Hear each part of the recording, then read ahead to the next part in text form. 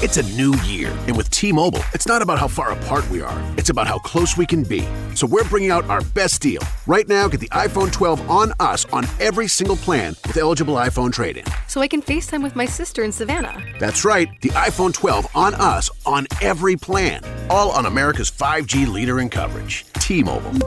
With 24 monthly bill credits and a new line plus tax. If you cancel credit, stop and balance on required finance agreement may be due. Contact us for well-qualified buyers. Qualifying consumer plan required. See coverage and offer details at T-Mobile.com. It's a new year, and with T-Mobile, it's not about how far apart we are. It's about how close we can be. So we're bringing out our best deal. Right now, get the iPhone 12 on us on every single plan with eligible iPhone trade-in. So I can FaceTime with my sister in Savannah. That's right, the iPhone 12 on us on every plan. All on America's 5G leader in coverage. T-Mobile. With 24 monthly bill credits and a new line plus tax. If you cancel credit, stop and balance on required finance agreement may be due. Contact us for well-qualified buyers. Qualifying consumer plan required. See coverage and offer details at T-Mobile.com. Welcome to the Behind the Bits podcast. Your host, Scott Curtis, wants to learn everything he can about stand-up comedy and take you along for the ride. Scott and his guests talk serious about comedy in every episode. Behind the Bits will uncover knowledge from different perspectives on subjects such as writing and performing stand-up comedy, as well as booking shows and the comedy life. If you're thinking about becoming a stand-up comic, already in the comic game, or a comedy nerd, Behind the Bits is the show for you. Now, let's get Behind the Bits.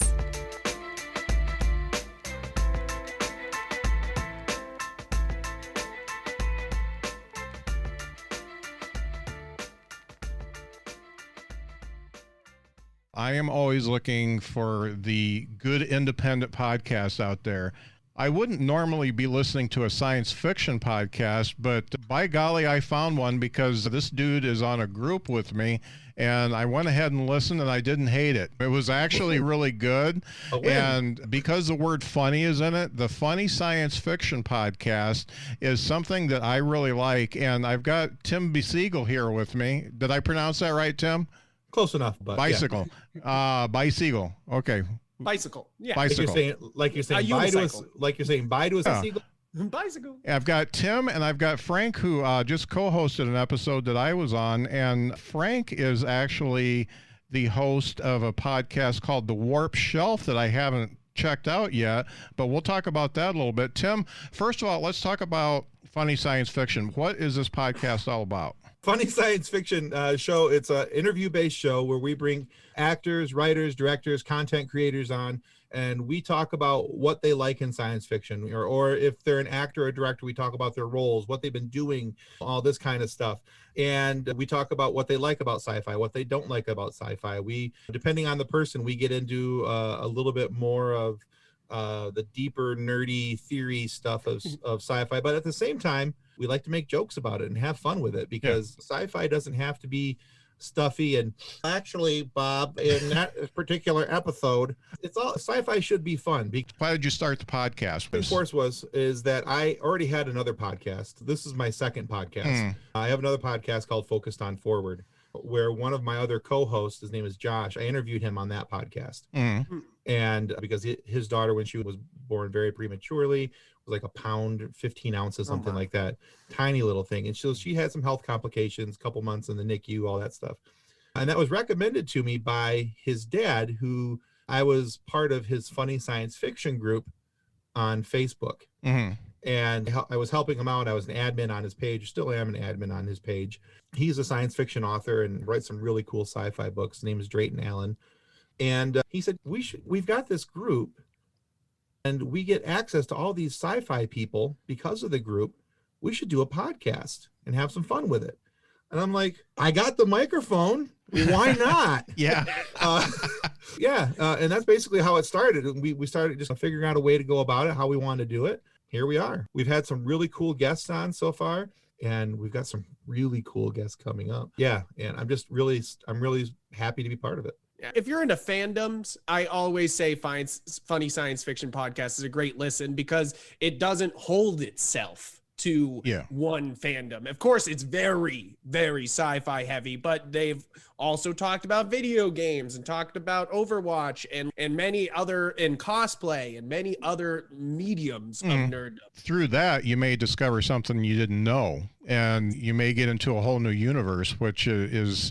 That's always fun. It's always fun to find something new that you love. And I just like your approach. You don't come at it super serious. You have some fun with. I like the quiz at the end, especially since I got 4 out of 5. It was really nice and an easy podcast. And it's an independent podcast, and I'm always waving the flag for independent podcasts because what Mark Maron and Conan O'Brien and Dax Shepard, they got enough people listening to them. You don't need to listen.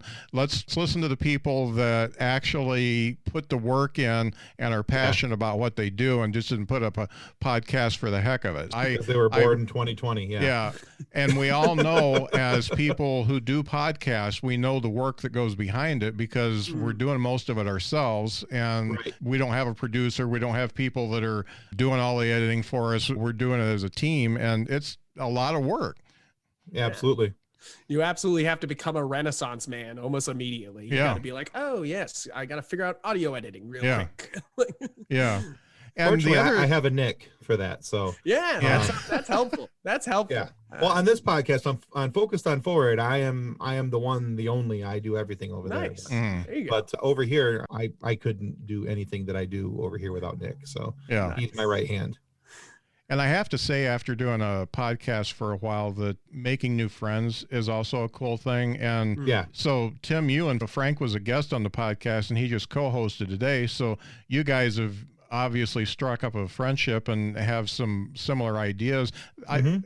There's nothing better than that. So it's pretty cool. That's the one good thing about the internet is that you can find kindred spirits and actually make a friendship with somebody that isn't necessarily in your area code. Yeah, absolutely. All you have to do is say something about not liking The Last Jedi or liking The Last Jedi, and you got a friend or a deathly enemy. There you go. Exactly. Speaking of The Last Jedi, it's because of Frank that I've actually gone back and rewatched The Last Jedi, and I don't hate it as much anymore. See? I got some insights. I got some things. I got some good advice. I can do the stuff. I got the things. One of the things I wanted to ask about is I haven't checked out Frank's podcast, The Warp Shelf. Can you tell me what that's all about?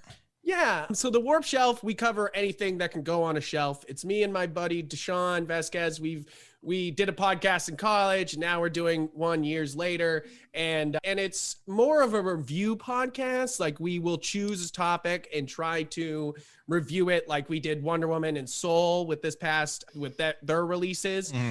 But we also do stuff like Filthy Casual, which is exactly like every other podcast that you listen to, where we just talk about what's going on and what we're watching and stuff like that. It's about two things: talking about things we love and encouraging people to see these great things, because there's so much negativity and so much, for lack of a better word, shitting on things all over the internet. Like, people will constantly just that's hate drives clicks. And I get that. I understand that's what drives clicks, but it's tiring. Yeah. So it's nice to listen to a podcast or tell people through your podcast about nice things, about things that are great, and that actually you would walk away from being like, that was a good time, instead of being like, oh man, I'm glad I saw that so I could tell everyone I hated it. Yeah. And one of the great things about a long form podcast is I'm an older gentleman, and you think back to the old Dick Cavett show. That was an interview where he would talk for an hour or an hour and a half to one person. And you really learned a lot. So I get all these pop culture references as a 56-year-old on TV and stuff like that, and they fly by so quick, I don't get it. And when you listen to a show like yours, Tim, the Funny Science Fiction podcast, and I'm sure yours, Frank, the Warp Shelf podcast, you find out what the pop culture is all about. You find out why people like it. You find out why it's a thing, because I'm at a point in my life where on Saturday Night Live, I don't know anybody there anymore. And when they have a musical guest, I've never heard of them. The stuff that you guys are doing, it's really good. And that's why people my age need to listen to these long form podcasts, because first of all, we're used to longer interviews So when you listen to that kind of stuff, you actually get engrossed. I really appreciate that, and the fact that you guys reach out to different people. Let's just put this out there, Tim. Who's been the guest that really, I won't say favorite, who's been a guest that really surprised you on funny science fiction? There's two. And one of them is co-hosting with me today. Hey. So honestly, I'm not saying this just because he's here. You can ask Nick, you can ask Drayton, any other guys.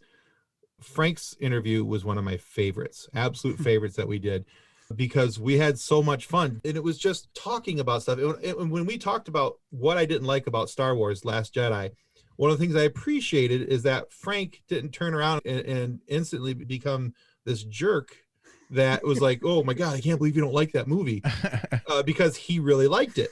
Yeah. But he explained to me why he liked that movie, and maybe here's a viewpoint that maybe you can go back and watch that movie from. And he was dead nuts on. When I watched it from that, I went, oh yeah, I see it now. Okay. One of my other favorites was also one of our recent ones. Her name is Shannon Perry. Shannon Perry runs a podcast called the Oz 9 podcast. It's a sci-fi episodical podcast. It's okay. So it's like Star Trek, but with goofy characters and floating through space. Yeah, I told Shannon in her interview with us that we were moments away from becoming BFFs, because she was just so cool. Yeah. Just a couple moments into our interview, she's quoting Monty Python to me, and I'm like, I love you. You're amazing. Yeah. So she was a great guest. And Frank too. I like the people who can be quick on their feet. You can ask them a question. We've had some really cool people that way who are able to have a side question thrown at them, because most of my questions, I have it all scripted out. Here's what I want to say, how I want to say it. So that way it's not me forgetting that, oh yeah, this guy was working on this or that. But I still go off my back end here a little bit and asking questions. And there's a lot of times, and especially if you go back and you watch Frank's interview, there's a couple of times where I'm like, what about this? Because something will pop in my head. And I like it when people can take that and just, they can pivot and go to it, ask, and it's a nice asked and answered type of thing. And they can move along without them going, I didn't know we were going to talk about this. Oh. Yeah, and it's so easy, because for me, if you woke me up at 4 a.m. and we're like, I have a Star Wars opinion, I'd be like, okay, what is it? And then and have a whole conversation with you at one, like in the middle of the night about Star Wars things. So I extremely appreciate like the quick on your feet, always thinking about sci-fi, and I really did enjoy being on Funny Science Fiction podcast, because it just kept going. It kept being like, yeah, but what else? But deeper, what about this? You know? Yeah. Funny Science Fiction takes a different view of science fiction without getting mucked up in all the details. And the Warp Shelf, I'm sure, brings a lot of different experiences and a lot of different viewpoints on stuff. Totally appreciate people who put in that effort, and I'm glad I met you guys. Yeah. Thank you. And two, just before, I don't know if you're getting ready to conclude up here, but just in case, I want to make sure this gets said.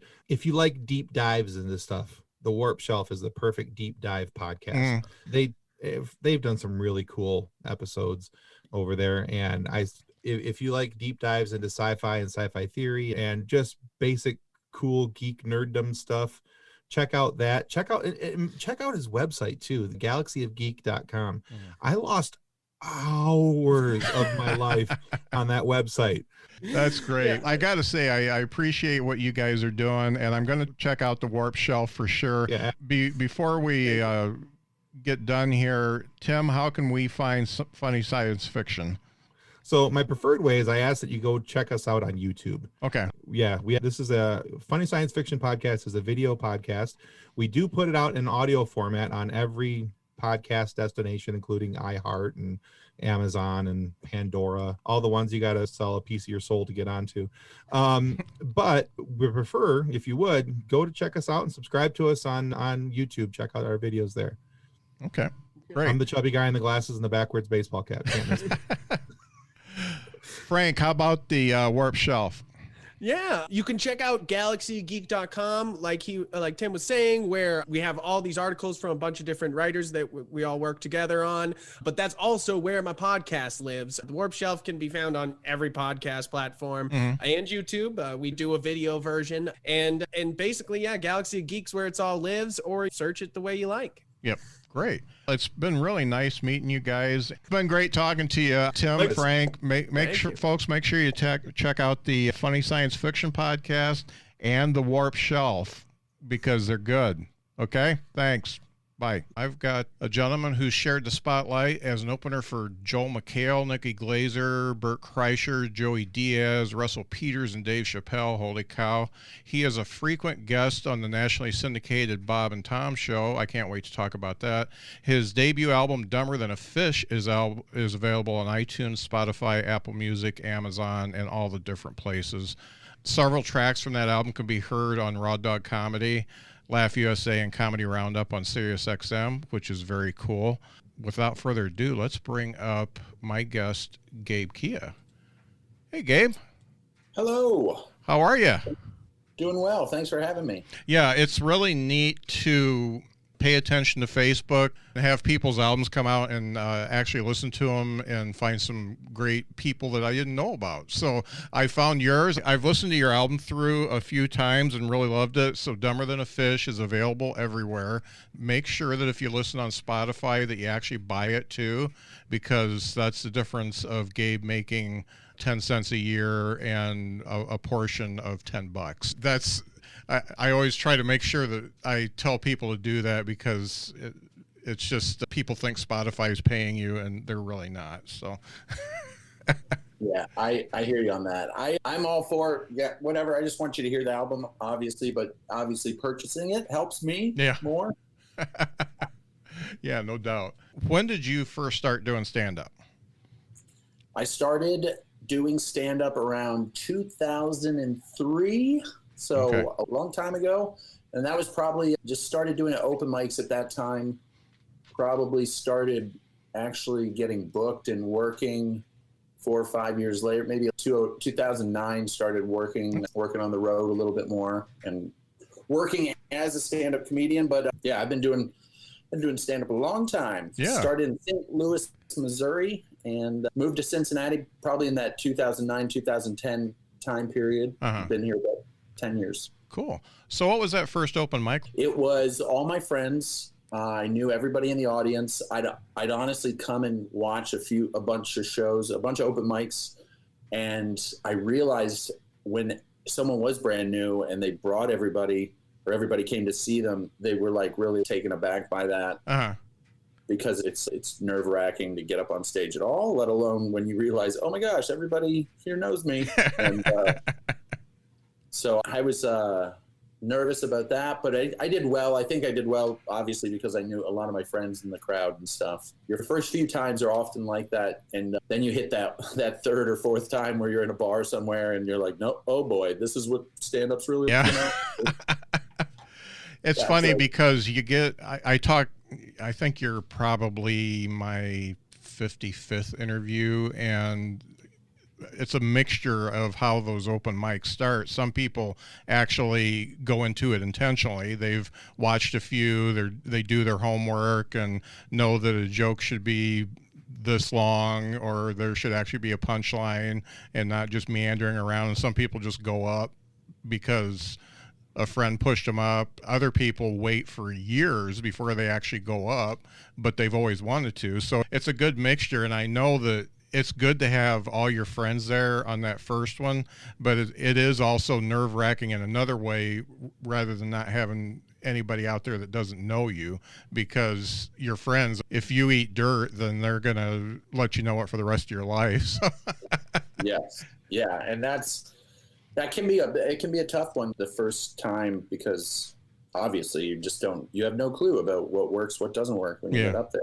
And when I told you the time period, it was a lot different scene too. I just said like my third open mic was at a bar. I don't think my third open mic was at a bar. I think back in that time period, late early 2000s, the only open mic was at the club and it was once a week. So it was like Tuesday and you'd go and you'd hope to get on the list. And there's only like 15 to 20 people to get on the list. Some nights you make it, some nights you wouldn't. So you perform sometimes twice a month, or it's kind of what's going on now. Fewer and far between on the open mics. So right, no doubt. A lot of different, very different time. Have you done any of the virtual stuff? I have. Yeah, I've done some Zoom shows, and at first I was doing quite a bit of them, and then and I've still done some. If I get asked to do something, I'm all for it. But been doing a lot of podcasts. Podcasts are big right now. Podcasts are the new open mics. They sure are. Of stuff I got to try out too. So I got my stuff ready if you want some jokes. Oh, great. That might be cool. We could maybe workshop a couple of them. Yeah, let's do it. So who were your influences? Influences starting out, I had obvious comedians and comedic actors and stuff like that I like typical like Jim Carrey and a lot of Canadian guys. I really like Norm Macdonald when I was I like Conan a lot. I watched a lot of Conan, and I liked how he was loose and riffy and would go off on tangents and just be silly, and I really like that. But once I started doing stand-up comedy and that going to the open mics and stuff, I would more just watch people at the shows. And starting out in St. Louis, Missouri, I watched a lot of Greg Warren and Dan Chopin and Brett Clausen, Mike McRae, some of these guys that and Andy Smith, people that had been doing it longer than me, men and women that all had a unique style of what they did. And I really did enjoy, and I still enjoy watching live stand-up comedy much more than like a special or something on TV or something like that. So once my influences changed to like basically who was in my proximity and who was performing a lot. And then those are the people that talked to me too and told me how to do stand-up comedy, how they did it, how they learned to do it, different aspects of that. So all those people that I named there were around in the St. Louis area when I was starting out.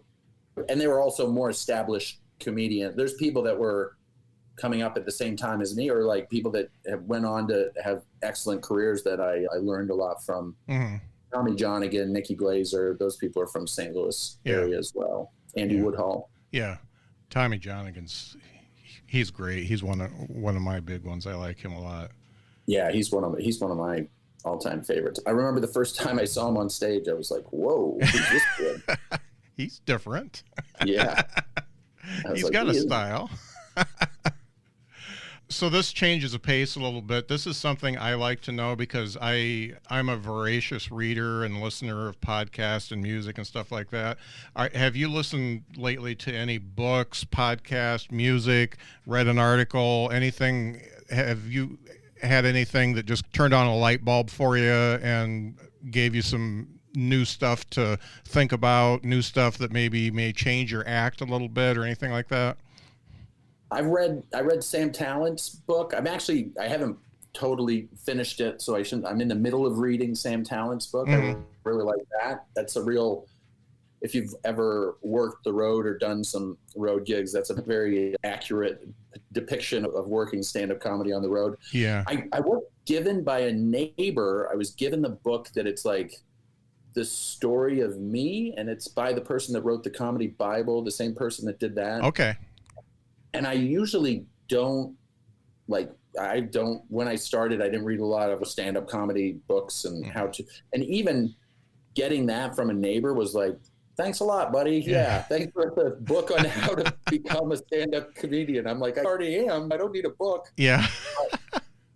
But I was like, let me check this out. And I read a little bit about it, and I really liked what the person was saying. And I found parts that I already do, and it's not like my perceived notion of him giving me the book. I'm like, oh yeah, I do a lot of this stuff. This is how I write, and this is what I write about. And I like writing autobiographical as much as possible. And so that's a really good book that a neighbor gave me that kind of offended me. And I really like the podcast Middle of Somewhere with Cy Amundsen and Chad Daniels. Oh, okay. I haven't heard of that one. Oh, it's really good. And I've been listening to that just like I was driving recently, and I would just listen to 4 episodes in a row. And both those guys, they're from Minnesota. One lives in Minneapolis, one lives up north in Fergus Falls, and they have a really great podcast. Very funny.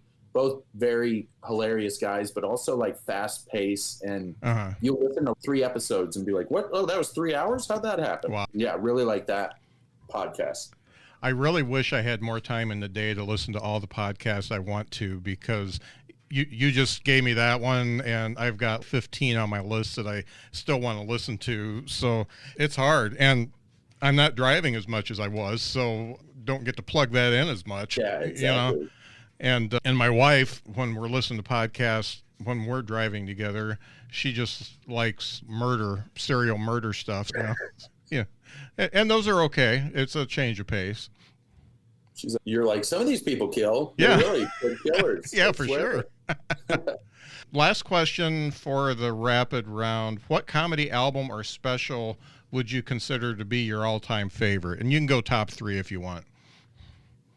Ooh, comedy album or special to be my all-time favorite. How many people say their own is number 1? Probably a lot. No. You know what? I don't have a lot of favorites, but there's an album that Jimmy Pardo recorded at Go Bananas Comedy Club where he's riffing the whole time. I really like that one. I can't even think of the name of it, but that's super funny. Mm-hmm. And then I could say, yeah, any of Tommy Johnigan's stand-up 1, 2, or 3. Those are all excellent. And anything Andy Woodhull has out, I always like he's one of my favorite comics as well. Mm. So there you go. Very cool. Very cool. Now, as far as I want to do this live just because I know how hard it is for comedians to do anything right now. And you recorded this album, Dumber Than a Fish, last year, but you put it out this year. What's it like putting an album out during a pandemic? Was it all the working parts you have to do pretty much remotely? How was it just business-wise putting it out? That is a difficult part. I was very fortunate to have recorded at a club in January. So okay, a few months before the clubs had shut down. And I have friends that like had their album artwork made. They had the week set out. And then it was like in March or April that they were supposed to record their album. I can't imagine if that was the scenario with me, I would be hard to deal with. But there's so many aspects of doing an album and putting an album together, all from, first off, is booking the right situation. Like sometimes some people like to do a one night, tell everybody I'm recording an album, it's this Wednesday night at this comedy club, and pack the room out and have one shot, and then that's it. That's the album. You can edit it together, but there's no. And then the other aspect would be like the week of comedy where you like record every night. And then what I did is I did that, and I searched for the base good show that was like, this is the one I want to work with. And then I can cut some pieces out, put some pieces in from the other shows, which isn't as easy as it would sound, but that's what I also had to do remotely. At first I was meeting with this, a local comic, Clinton Jacob, he does an excellent job of sound engineer and editing. And he was putting together the stuff. We met probably 4 or 5 times, had 3 or 4 hour sessions of just listening to me over and over again. Very, very painful for both of us. Yeah. I really don't like listening to myself, especially with someone there. Yeah. That you're like, that's great. You get to hear that too. I'm very much the same. Yeah. Yeah, everybody can hear all of it. I think we went through the Sunday show and I was just like, hey, can we just stop? Let's just stop. We don't need to listen to the second half of this. You could just tell that the laughter was like so much different than all the other. So it was like, this would totally stick out if we added it onto the album. Yeah. So that's a difficult part. That does take some time, and it does take some coordination, communication. All that's important to have if you're doing it through a record label or if you're self-producing or however you're doing it. You want to have everybody on the same page. You want to pay everybody well ahead of time, not pay them like, once the album comes out, I'll pay you. I was like trying to make sure everybody's taken care of as they're doing it. Artwork, they're not waiting on any money from the guy that should be paying. I'll pay him, and then when he pays you, you can get me back or whatever. Yeah. And I had a local comedian, Chris Weir. He did the artwork for the cover there. That he basically came up with the concept just from me telling him this is what the title is going to be. And the title is the tag of my opening joke. Right. The last line of my first joke is what the album is named after. and Clinton helped me come up with that name too. I had a few different ideas of what to do, and but I like it. It's unique. It draws you in too. Dumber than a fish. What's that mean? Yeah. So I like that aspect of it. Also, funny, and I'm talking about how comedy's done as a community. The line "dumber than a fish." It used to be, I think, I would talk about like the state over the state and how they all think they're stupid, and you get down to Mississippi and they're like, "Fish, they're stupid," and I think I had something like the Gulf of Mexico. That's the dumbest state. Before that, I had a different line that I was doing in the joke, and one of the comedians I looked up to starting out, Robert Hawkins, told me why don't you just say fish? And he's just fish. Just say the word, and it worked beautifully. And it was like, oh, you changed my whole joke, Robert. Thank you. And then I didn't even think about that until the album's made, it's out, and then I'm like, oh my gosh, even the title is given to me. Am I just like a total hack? It's like, take anything you got, people. Come on. Yeah, you can take all the help you can get. But yeah, that opener is just fantastic, and I think Dumber Than a Fish really fits the tone of the album anyway, so it's really good.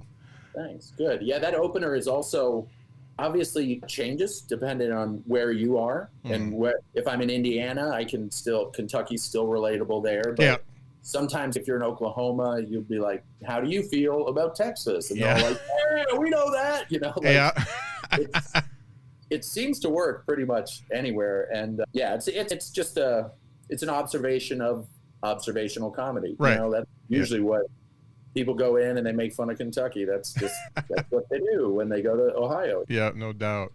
I really enjoyed your album, and I'm not just saying that because you're on the podcast. I really enjoyed the fact, okay, there's a lot of angry comics out there now, and there's a lot of low energy comics out there now, and which I like both of them. I'm not saying that that's a bad thing, but you come like right in the middle as far as energy. It feels like a conversation, like you're in a room with your friends and you're just talking about stuff.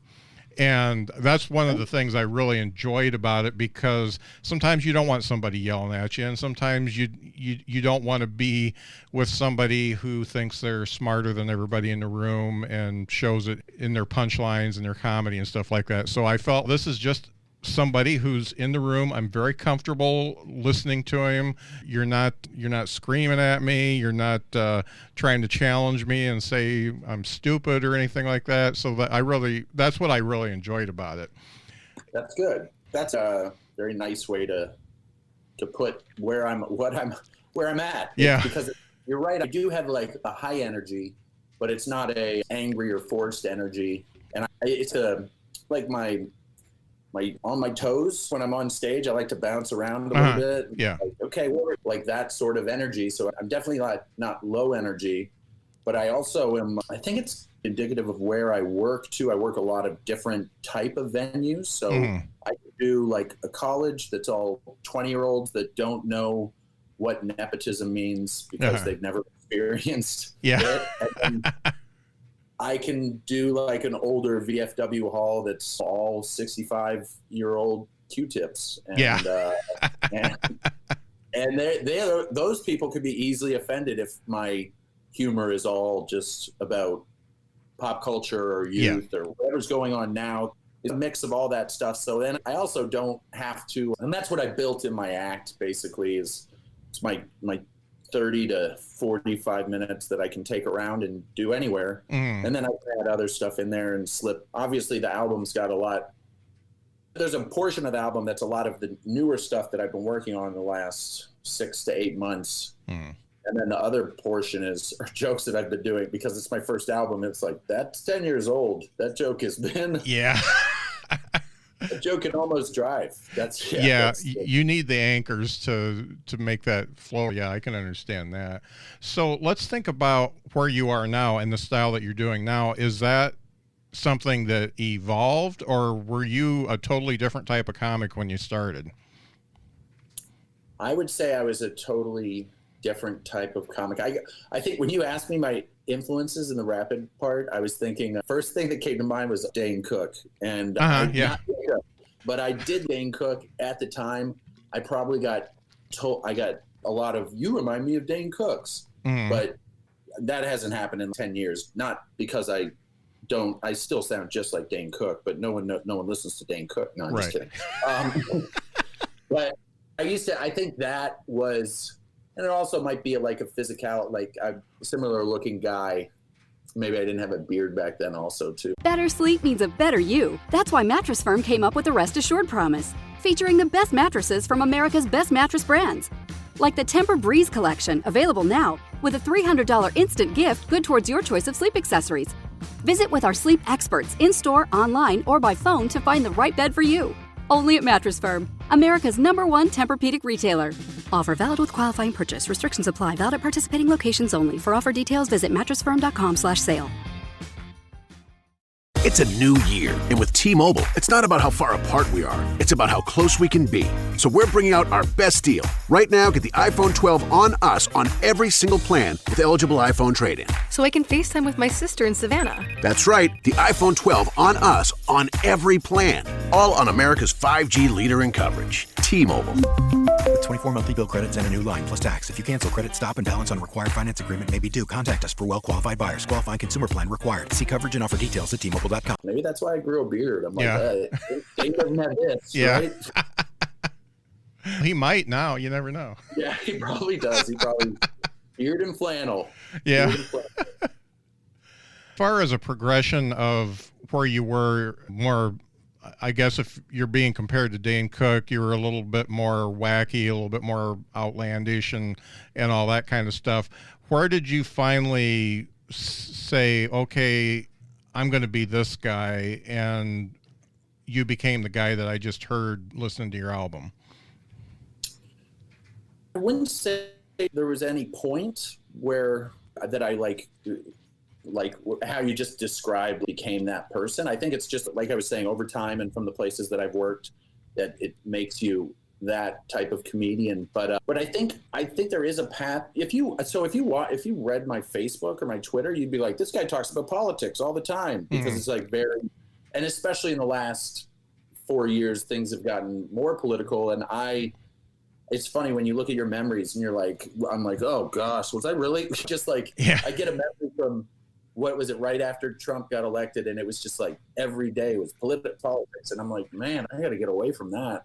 But it's so easy because it's just what the news cycle gives you. If that's what you're getting, then that's what you're going to talk about, and that's what you're going to get. You're going to get feedback or reactions from, maybe. But so I like to have my political viewpoint in my comedy somewhat. But like you said, I'm not trying to bash it over your head. I'm not trying to make you feel like I've got the answer and you don't. I just try and do it in a very coming from your perspective, this is my perspective sort of way. Right. And that might come from me growing up in a very conservative Republican household, being that type of political. When in the early 2000s, I was very Republican. I worked on Republican campaigns. I was like very politically driven in that sense. And then I just had a shift and a change. And it was around the time they started doing stand-up. I don't think it had anything to do with stand-up per se. It was more just where I was in my life. And I was probably at that point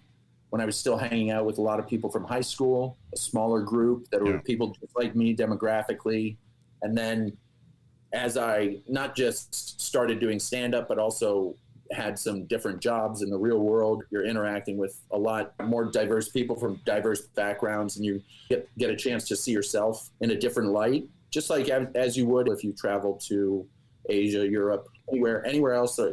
And my parents are both Canadian. I grew up here in the States. I went to school here, but I had a lot of Canadian influence too by going back and forth my whole life. And I still have, my sister lives up in Canada, and then I have two sisters that live in the U.S. So those are my COVID sisters. And then my sister in Canada, she's the one that didn't get COVID. So it's pretty simple on how to break it down. One of the things that you said there really got me, because it's funny, because I'm like you, it took me longer. I was a pretty conservative Republican dude for a long time too, and I watch my kids, and they're both grown now, and they expanded their cultural horizons as they were growing up. And my son actually was pretty conservative too before he got out of the house, and they're both, one of them's up by DC and the other one's down in Alabama, but in Huntsville. And it's funny how they've changed, and I've changed by watching how they change. And I totally feel that. Yeah, and it's cool to be open to that, because there are people who could be bombarded with different viewpoints and different cultures and stuff like that, and they still have that wall up, and they're going to be who they are no matter what. They're never going to change. And it's great to hear about somebody who kind of changed, evolved, and actually listen to stuff, because there is a point where some people just don't do it anymore, and it's good that you did. Yeah, and I really didn't think about that too much until recently, when I was just explaining to somebody that, like, how I used to, and they were like, "Oh, you got a really good perspective. Then you've seen both sides." Mm-hmm. And I am both sides. There's way more than two sides to anything, especially politics. Right. But I think I worked on a lot of so I shifted more. I would classify myself as more of a liberal. I'm not a Democrat. I'm not really affiliated with a political party until there is. In Ohio, the only time you have to be affiliated is when you ask for a ballot on a primary. So that's the only time you're a Republican or a Democrat, and you have to ask for that specific ballot. Otherwise, I think that it's obviously, like, people want to put you in just if you're a comedian, you're doing crowd work, you want to put a person in a box. Where are you coming from? One way or the other. It's easier to deal with that. And I think of it as there's a lot more. And what I was trying to say too is I worked on a bunch of Democratic candidates' political campaigns after I did the other side, and then after that I was like telling people that are like, "Hey, we're getting names for this year's Democratic voter turnout thing," and I'd be like, "Yeah, lose my number. I don't want any part of it." You know, I'm mad at them now. I'm like, "You really ruined it this last year." But I think that's American politics, is no one can get it. And the easiest thing, or the hackiest thing as a comedian, is I hate both sides. But I don't want to hear that either. Yeah.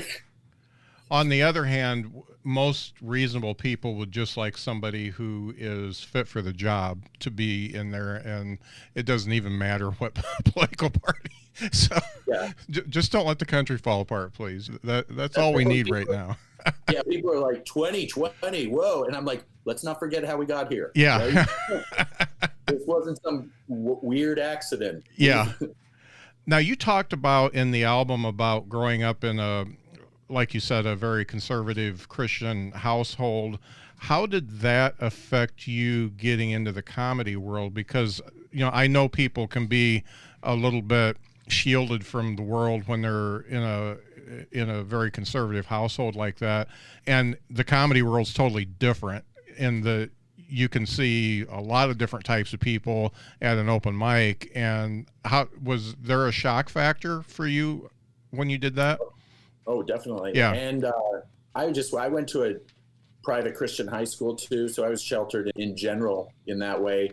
But the best way I could say is I never wanted my mom to come to an open mic, because it just would be like, that's what when I was in high school, she'd be like, "You're not allowed to hang around these kids." Yeah. Like, she would just hear what they have to say and be like, "Oh, you can't go to these things anymore. This is bad."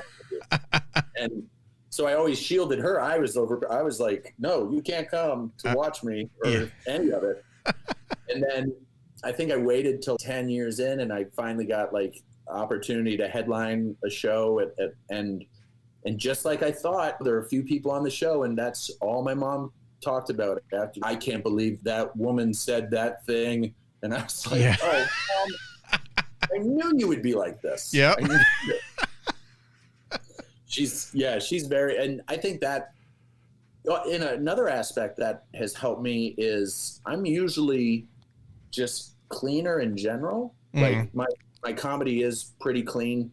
And honestly, when I was working with Clinton, the guy that helped me edit the album, he was always encouraging me to put more. He's leave that in. That's good. That makes it good. Because you can tell it's me out of my element and being a little looser when I am dirty, because I'm definitely not like dirty comedian or by any means, but I can use whatever, use a good F-bomb to get them back on my side if I need to, or something like that. But I was trying, my mindset was, I don't want this. I want to take the dirtiness out so I can get it on serious. And that's what I was concerned about. I'm like, I want to sell out over here, buddy. Yeah. You want me to be like, good. No, it's more true as an artist or whatever. I want money. Like, that's what. It's so much better to be on 3 channels on Sirius than just one. Yes. Because so many are just on Raw Dog, or they're on the clean one, whatever the clean one is. So it's funny. It's better because obviously it's more exposure, more plays and all that. Yeah, that's definitely a plus in your type of comedy.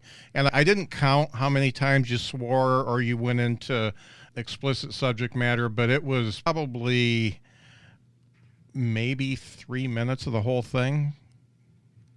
Even if that. Yeah, and there's the one that my daughter's sparkle. Her mom had a sparkle on her face. That's a joke that I can't do if I can't, like, if they're like, oh, you can't say no F-bombs. Yeah. I'm like, oh, that joke's not going to work. There's no clean version of that joke. So. But yeah, everything's well placed, and it's not like a whole. It's just not a whole barrage of fuck yous all over the place, and it's refreshing. But also, because I'm clean, pretty much. I'm a lot like you, pretty clean. And as a new comic, it's hard to be like that without thinking that you're the odd guy out, because you have 3 comics go on before you that have dick jokes and all that, and that's all they do, or real serious drug humor or something like that. And then you come up and you think that the audience isn't going to respond. And sometimes it's harder like that. But one of the things I've found, and I tell comics that want to be clean, is that it doesn't matter what you say, you just got to be funny. The audience has no expectations until you start talking. And that's hard for some comics, because some comics actually that were giving me notes and giving me advice said, you got to say fuck more. And I'm like, no. Cuss like a sailor in real life, but that I don't have the look, and I don't have the demeanor of somebody who cusses and did a lot of drugs when he was young. So it's totally out of place. They're like, be more like me. Yeah. I think someone said that about any comic that gives you advice is any comic is just telling you how they do comedy. So it's good to know that, and it's good to also remember that it's good to be true to yourself, or to do what from growing up. I think that's one of the things I'm really thankful of, the way I was brought up, and now how my comedy's turned out. Is I'm glad that I have that cleanness, or perceived cleanness, at least slight cleanness. That's the funny part, is like when I did see my album come up and it showed all the explicit tracks, and I was like, that many? But it's all usually just like a line in each. Right. Yeah, it's one thing maybe, but it's got to be. I see what I'm scared of is my daughter growing up, if she's like totally desensitized, because I'm just like, tell her whatever, and then I'm like, how's this gonna end up? She's gonna be like, yeah, you gotta say fuck more in your comedy. Yeah. Like, you know, you want to say it, just say it. Yeah, I think it's probably an advantage to be brought up in a very conservative household, because a lot of comics who weren't don't understand how to talk to somebody who's conservative or gear their comedy towards it. And they get this idea in their head that a conservative Christian is this cookie cutter person who's got a pretty low IQ and never reads a book and all this kind of stuff. And that's just not true. They're smart and they can handle some edgy stuff. There's just certain lines that they don't want to hear. And that's got to be an advantage for you. Yeah, I'm thinking back to like when I was watching comedy when I was a kid, and when my mom would change the channel, she'd be like, that's enough of that. And I'm like, okay, so that's the line right there. That's where she loses her crap. Yeah. One of the things that I really liked about your album, and this is another thing where comedy advice comes in, that you are able to mix the personal stuff along with observational stuff, and it just flows in between that. And the funny thing is, most comics that give you advice will say either be a personal comic or be an observational comic, pick one. And you're able to navigate that without looking there's a hard stop to your joke and then a new joke coming up. That's good. Are you aware of that and try to make it so that your personality and your personal experiences are like congruent with the observational stuff that you do? I think that would probably be something that would be more subconscious, or when I'm preparing my sets, the way I group things together. Mm-hmm. I'm looking for, when I write my set lists out, I usually group 2 or 3 jokes together and then 2 or 3 jokes like that. And they can flip, and I might have little notes later, like, oh, I did this a lot later. And I like to put stuff together that just flows nicely to the next joke, so you don't have a lot of pauses or long pauses or anything like that. So I think that naturally, or just automatically in my brain, just like gets broken down like that back and forth. But I think it also comes back to what we were talking about before, and just having, like, trying not to be just one specific type of thing. Like you said, like you some of it's personal and some of it's observational. You can be both, and you can be both in the same joke probably even, but I'd probably put the observational or the, what I would say, topical, like something about, I think I did something about Chick-fil-A, and then I did something about turtles and paper straws and plastic straws. In my brain, I'm just grouping that as going out to eat. Like, these are things that you hear when you go out to eat, or and I think a lot of comics, like Jim Gaffigan, he'll go from one subject to the, and it's all like food, and you're like, was he just at the food court and like, all right, that place, and then writes a joke about that, looks at the next one, there, we got one for that. You know?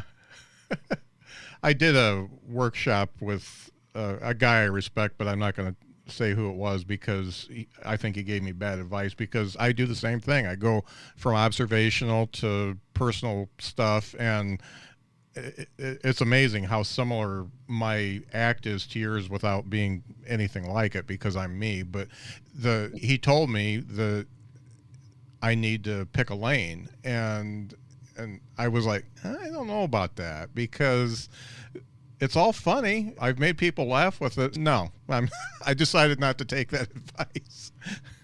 I think the benefit of the personal is that there's less chance of you having parallel thinking with someone else. Which honestly, that someone, I talked to a comic that I was working with, and he was like, oh, this other guy's got a great joke just like that about turtles and mass shootings. And I was like, what? No. I'm like, I came up with that. And then I'm like thinking, you know what? That has nothing to do with my family. It has nothing to do with me personally. Anybody could have thought of that anywhere. Yeah. I obviously want to be original and don't want to have a lot of stuff that other people have. And especially when you get to those audition situations where, it's 5 minutes, get it ready for this festival, or something that could lead to a TV or something, you want to have something that is more yourself, I think. More that way it's just not, even though I think that joke that I was just, the turtle joke, that was really good right now. This is really topical. And I sent that to a festival, and I was like, there's no way I'm not getting it. And then I didn't get in with it. And I was like, and then I worked with someone, and they told me that, like, several other people, and I was like, that could have been it too. Maybe I was just throw them in the pile of the turtle jokes. They're all doing jokes about turtles or something. Yeah. I have never heard anything like that one, but there's a lot of comedy out there. Yeah. No, thank you. I never heard anything.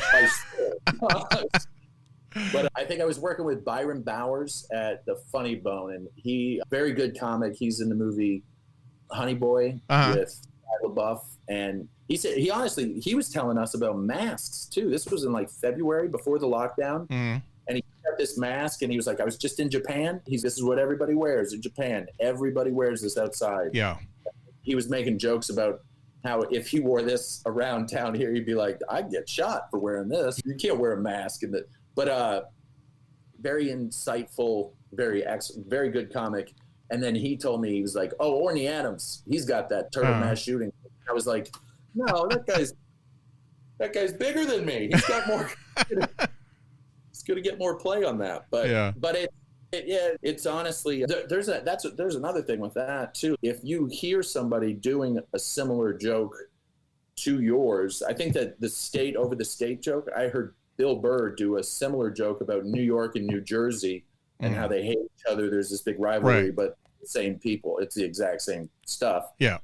I was listening and I was like, oh man, that is exactly like what I was talking about. But then I'm thinking, well, I like Bill Burr and I like his take on it. And obviously mine is unique to myself, where I've got the Canadian line at the end because I'm Canadian. So it's an observation that anybody could make, but I try to make it unique to myself at the same time. Yeah. And that's another one. You can't take that out. That's one of your best bits, hands down. Oh, thanks. Thank you. So as far as... and then you see it and you're like, does that mean I'm done doing this? Bit? You're like, but I think as a comedian, we worry about that stuff. Obviously, we don't want to be seen as someone that's doing a bunch of stuff that other people are doing, or perceived as someone that heard someone do that joke and then wrote their own take on it. Like, you never know how you're being judged or perceived by the audience or your peers or other people in the comedy scene and stuff. So those things all come into my consideration, and I like to overthink them as much as possible. Yeah. Like every comic. Yeah. Like every comic. So one of the things that I wanted to talk about, because a lot of comics do an album pretty much so that they can get on Sirius, on one or three of the channels like you're on. And that's because that's really the only way you're going to get paid, because Spotify is not going to pay you. Pandora's not going to pay you much. It's just nickels and dimes, whereas Sirius, you can actually make a little bit of bank doing that. What's the process to get your comedy on there? Is it like a submission, just like for a festival, or what do you do to get on there? It can be connections with people that are serious, or in my case, I did my record through On Tour Records, and I know Ross Duncliffe, who runs On Tour, has a good relationship with Sirius XM, and he has a lot of his artists get picked up. Not all of them get picked up, but some of them get picked up, some of them. So I knew that he had these relationships there, and was hopeful that I might get on one channel, let alone three. When he sent me that message, it was a very happy day for me. I agree with that. And we're also at the point where my first thing about an album was just to sell after shows and to have the material that I would feel bad about doing the exact same thing that's on that. So I'm motivating myself that I have to move on from a lot of this material at the same time too, which might have been my fear of not doing an album sooner, because I was right at the point where maybe I didn't feel like I had quite enough material to headline, or to not use some of my best bits in a set. But so there's the motivation to move on, write more and create more. And then mostly was to sell albums after the show, which I don't have any hard copies. I haven't even ordered digital download cards because I'm just not working that much. Yeah. And there's not that many shows but I really need to follow up on that. And I even might need to, even though I've gotten different advice from different club owners, club managers, people that work around the business, see comedians come in and hear comedians complain about having CDs and having a closet full of these things, and no one ever buys them because everybody wants a digital download card or something. Yeah. But I think people also want to, when you're at a comedy show, it's like why they'll buy a t-shirt or whatever afterwards. They just want to tip you. They want to maybe get a picture with you instead of an autograph on your CD, but maybe they want to get an autograph on a hard copy of something, maybe an album, maybe a vinyl thing that would be more of a collector's thing. But I think that was my main motivation before, was to just have an album, have something I'm proud of, have something that I could sell after shows. I used to sell my buddy Mike Cody's CD after my show, and I'd be like, "Hey, if you wanna buy a CD, I got one after the show. It's not me." Yeah. First, I'd say nothing you heard tonight's on here because it's not me. Yeah. This is my buddy's album. It's just really good, and I think you should check him out. He's from Cincinnati, also. Yeah. And that did not go over all the time, but it did. It was quite funny and quite fun to do for a little bit. You hit on something really cool that I would like to see more comics do, and that's the vinyl, because vinyl's huge now, and small runs are a lot more available than it used to be. Dan Cummins used a friend of mine. He's got a record company down in Indy, Romanus Records. He used him to do his last album and put it out that way, and they sold out a couple times. They did a couple different runs and sold out a couple times, but he does really cool stuff with it. He'll put liquid in it. He's got vinyl with remote control lights and stuff like that. He does really neat stuff with it, but that creates a memory, and that's also what a CD does, because you're looking at it, and even if you never take the wrapping off and you only listen on Spotify, you've got it and you bought it, and it always reminds you, oh yeah, Gabe was funny. So that keeps a memory in your mind, and an LP really even does more. The funny part, when you were asking me about favorite albums or specials, I was thinking of a few of buddies of mine that gave me their album, and I really like Brett Erickson's merch is one that comes to mind. But then I also I know his album. I've worked with him several times. I know all the jokes in there, but it's still wrapped in plastic, and I haven't even opened it. So then I was thinking, can you honestly say that's your favorite, that it's still, but I just want the physical copy. I just want to have that and have a collection of different people. Now I'm thinking of all those. I just got to go get them, and I'll flip through them. Here's some of my favorites. Yeah, I do, and I do that with both music and comedy, because I've got vinyl all over here, and I don't have a turntable, and I'm not going to get one because my hearing is so fucked up that I don't hear the nuances anymore. So why bother? But if I see neat vinyl, I'm still going to get it. So just because I want to have it. But yeah, it's neat and it's different. I'm trying to think of the aesthetic of giving somebody a business card size card for a download versus a physical CD. And every time I've walked away with a physical CD, I feel obligated to follow that comic more. I don't know why. It's just something that's underlying, I guess. It's not even spoken, but yeah, it's weird. I'm 41, so I'm in the age group of CDs weren't even, I was around before CDs with tapes and stuff. So cassette tapes and records. But so my age group, I don't really, even though I know I can just download it, I don't even need a digital download card. I can just go get it with your name on my phone and go into iTunes and get it. Yeah. But there's still something that is about that physical copy that is, I think I'm gonna change my mind on that. I told someone, I was like, I would pay, I know it costs a little bit more money, but I would pay probably $1,000 just to have one of my CDs to be oh, I got it, I made it. Yep. Thanks for this. I've got 900 other ones. Yeah. Oh, that's great. Thinking about, as we're wrapping up here, thinking about your entire career, what would you say is the best and worst advice you ever got? Ooh, best and worst advice. I probably won't. The worst advice won't come to me. It'll come to me later tonight, and I'll be like, "Oh, that was it." I'll probably block that stuff out a lot of times. But I've had people, just like you said, you had some people say, you got to be dirtier, or you got to say fuck more or something. I've had some people give me some advice like that. You got to do it like this or something. And I just would be like, ugh.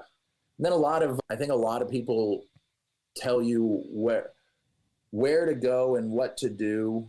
You got to move here, and then you move there, and then you move this. And I moved to Cincinnati to go against the moving to New York or LA. I was like, I want to move somewhere else, but I just I don't want to move to the place where every other comic is moving, basically. And I've not gotten on TV, so I've been, I didn't get that late night spot or whatever, but there's some things that will, but it doesn't mean that I'm not doing comedy more or less than someone that's living in New York, Chicago, Atlanta, those bigger market cities, or LA.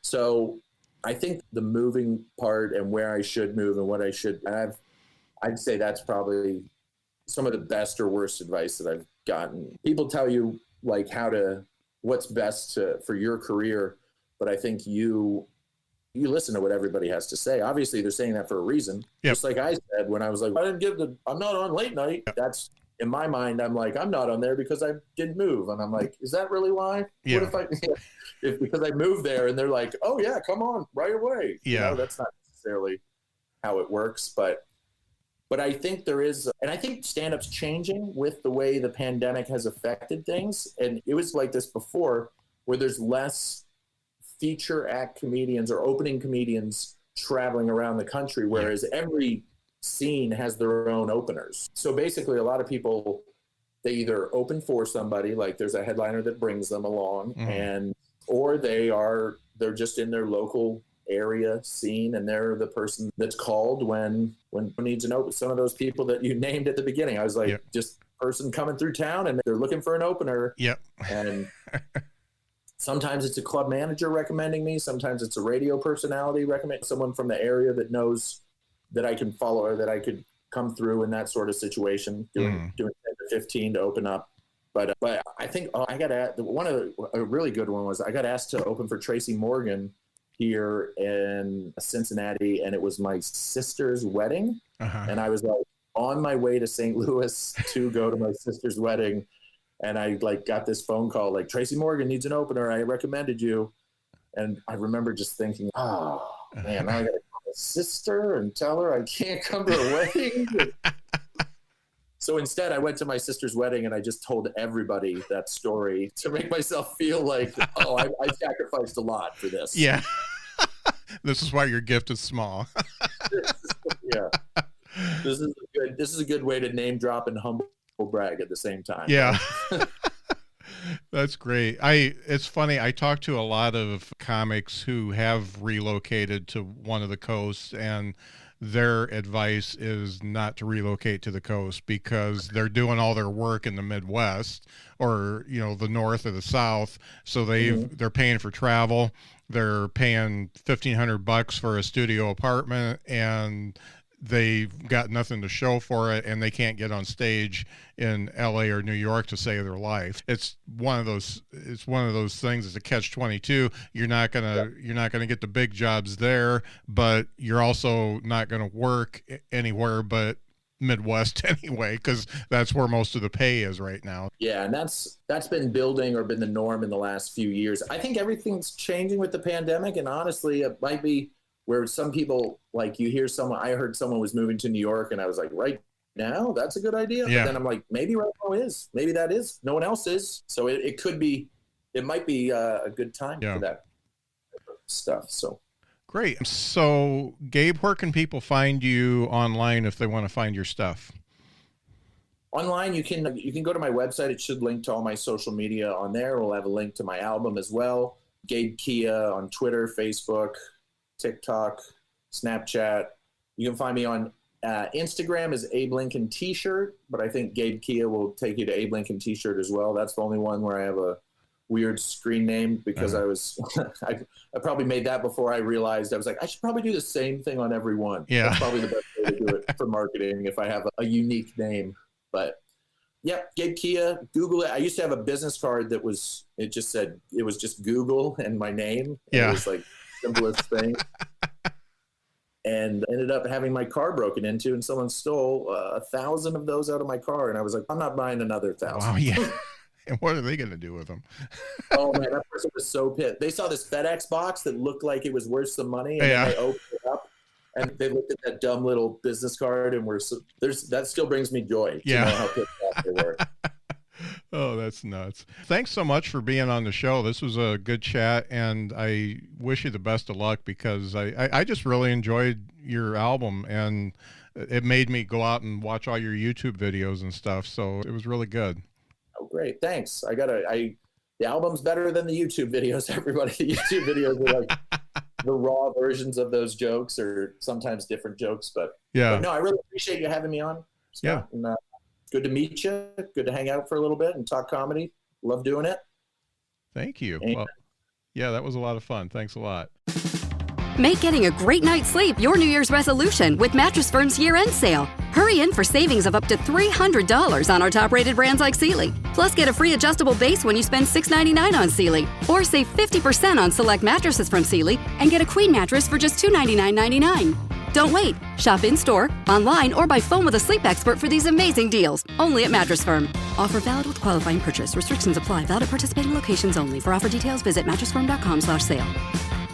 It's a new year, and with T-Mobile, it's not about how far apart we are. It's about how close we can be. So we're bringing out our best deal. Right now, get the iPhone 12 on us on every single plan with eligible iPhone trade-in. So I can FaceTime with my sister in Savannah. That's right, the iPhone 12 on us on every plan. All on America's 5G leader in coverage. T-Mobile.